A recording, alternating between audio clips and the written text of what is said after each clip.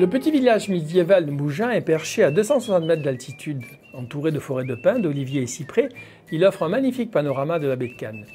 De nombreux artistes et célébrités ont choisi d'y séjourner, comme Picasso, qui y a passé les 15 dernières années de sa vie. Vous y découvrirez des monuments historiques, comme l'église Saint-Jacques-le-Majeur, la chapelle Saint-Barthélemy, le musée de la photographie, ainsi que 18 ateliers d'artistes, de galeries ou d'expositions. Son musée d'art classique présente plus de 700 pièces des époques antiques, néoclassiques, modernes et contemporaines et met en évidence l'influence des civilisations d'Égypte, de Rome et de Grèce. Vous pourrez découvrir un circuit de 19 fontaines et lavoirs très bien conservés et dont l'essor du village au XIIe siècle est en grande partie lié à ces sources d'eau. La chapelle Notre-Dame de Vie est l'un des sites les plus visités du département des Alpes-Maritimes. Située à côté de la résidence de Pablo Picasso, bâtie au XIIe siècle, et très peu remaniée, elle a été reconstruite en 1655. Nichée au sein d'un écrin de verdure, elle trône au milieu d'une allée de cyprès monumentaux. Elle est constituée d'un plan rectangulaire, d'un chœur à chevet plat et d'une nef agrandie d'un vaisseau secondaire. Aujourd'hui, seul le clocher-tour témoigne de l'origine médiévale de la chapelle.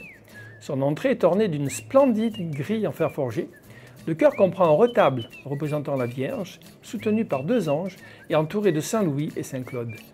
La patronne du village, Sainte Innocence, est représentée par un buste en carton doré.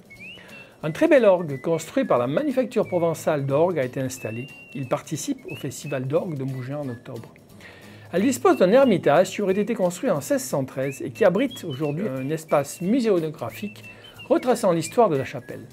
Vous pourrez découvrir une quinzaine de photos de Picasso prises à Notre-Dame de Vie par son ami, le photographe Lucien Clergue.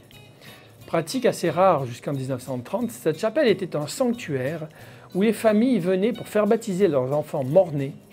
La croyance veut que l'espace d'un instant, ces enfants ressuscitaient le temps de recevoir les sacrements pour être ensuite inhumés dans le jardin de la chapelle. Sous une dalle ont été transférés les restes des petits corps sous la protection d'une vierge et un enfant. Bonne découverte!